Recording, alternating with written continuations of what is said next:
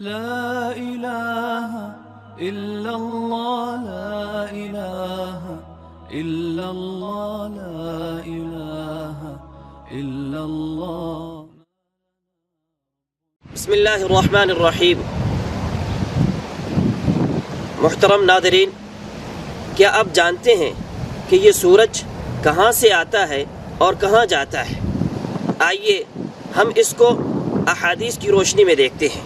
بخاری مسلم کی روایت ہے، سیدنا ابو ذر رضی اللہ تعالی عنہ بیان فرماتے ہیں کہ میں ایک دن مسجد کے اندر داخل ہوا تو دیکھا کہ رسول اکرم صلی اللہ علیہ وسلم تشریف فرما ہیں اور سورج غروب ہو رہا ہے. آپ صلی اللہ علیہ وسلم نے مجھے فرمایا، یا ابا ذر هل تدری این تذهب هذه الشمس؟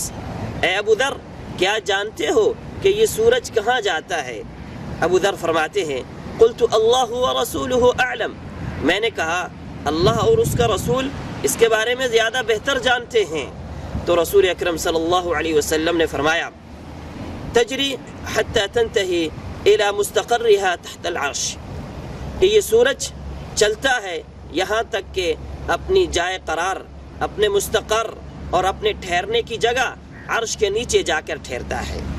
اور پھر آپ صلی اللہ علیہ وسلم نے سورت یاسین کی وہ آیت تلاوت فرمائی کہ جس کے اندر اللہ رب العزت فرماتے ہیں، والشمس تجری لمستقر لها ذلك تقدیر العزیز العلیم، کہ یہ سورج اپنے مستقر کی طرف چل رہا ہے اور یہ مستقر عرش کے نیچے ہے جہاں پہ جا کر کے یہ سورج ٹھہرتا ہے. اور اسی سے ہی کچھ سائنسدان یہ بات کہتے ہیں کہ سورج کا جو دوران ہے، اس کے دوران میں کچھ ایسا ٹائم آتا ہے تھوڑا سا 24 گھنٹے کے درمیان میں کہ جس میں یہ کسی جگہ پہ تھوڑا سا ہلکا سا خفیف سا وقفہ دیتا ہے، ٹھہرتا ہے. اور یہاں پہ یہ ٹھہر کر کے کیا کرتا ہے؟ آئیے دیکھتے ہیں. نبی صلی اللہ علیہ وسلم نے فرمایا، فَتَسْتَأْذِنُ فِي السُّجُودِ، یہ سجدے کی اجازت مانگتا ہے.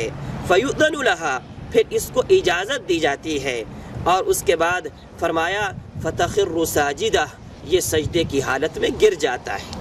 وَلَا تَزَالُ كَذَلِكَ، پھر یہ اسی طرح اسی حالت میں رہتا ہے، سجدے کی حالت میں ہی رہتا ہے. حَتَّى يُقَالُ لَهَا، یہاں تک کہ اس کو کہا جاتا ہے، ارتفعی، اٹھ جاؤ اور دوبارہ سے طلوع ہو جاؤ. اور یہ پھر سورج اسی طریقے سے دوبارہ سے طلوع ہوتا ہے. اور فرمایا دوبارہ یہ اپنے مستقر کی طرف آتا ہے اور مستقر میں آ کر کے عرش کے نیچے پھر اسی طریقے سے سجدے کی اجازت مانگتا ہے. جب سجدے کی اجازت دی جاتی ہے تو یہ سجدہ کرتا ہے. اور اسی طریقے سے پھر یہ سجدہ کرنے کے بعد دوبارہ اس کو حکم دیا جاتا ہے کہ اٹھو اور دوبارہ سے طلوع ہو جاؤ، اور یہ طلوع ہو جاتا ہے.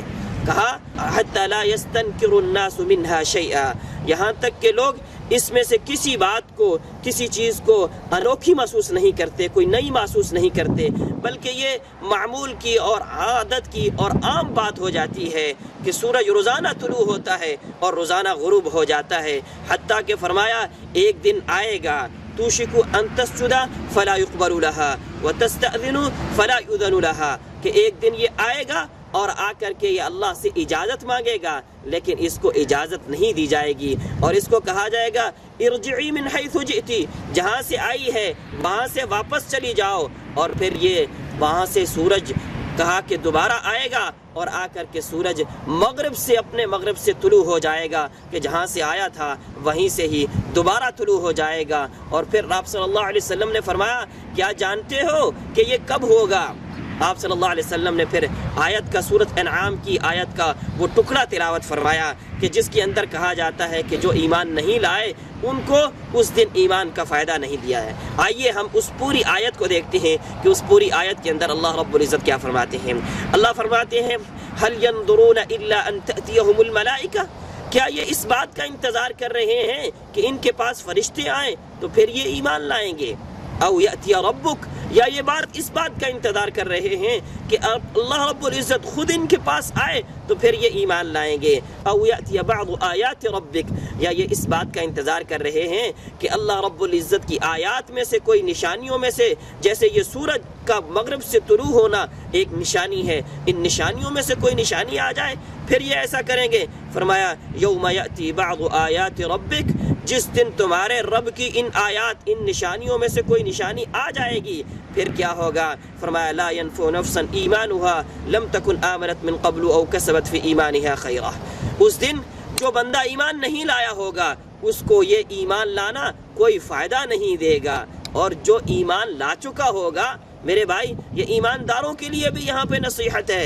فرمایا جو ایمان لا چکا ہوگا اور پھر یہ کوشش کرے گا کہ میں اپنی کوئی اطاعت و فرمانبرداری کا عمل زیادہ کر لوں، پھر فرمایا وہ کوئی زیادہ بھی نہیں کر لے گا، کہ کیونکہ جب کوئی نشانی قیامت کی نظر آ جائے گی تو اس کے بعد کوئی عمل انسان زیادہ نہیں کر سکتا ہے۔ میرے بھائی یہ ہمارے لیے بہت بڑی نصیحت کی بات ہے۔ آئیے ہم سورج کو دیکھتے رہیں، روزانہ دیکھتے ہیں، اور کبھی ہم نے یہ سوچا ہے کہ یہ کہاں سے آ رہا ہے، کہاں جا رہا ہے، اور ہمارے لیے اس کے اندر اللہ رب العزت نے کیا عبرت اور نشانی رکھی ہے کہ اللہ رب العزت قیامت کا، میری موت کا سبق مجھے یہاں سے سکھا رہے ہیں۔ وآخر دعوانا ان الحمد للہ رب العالمین۔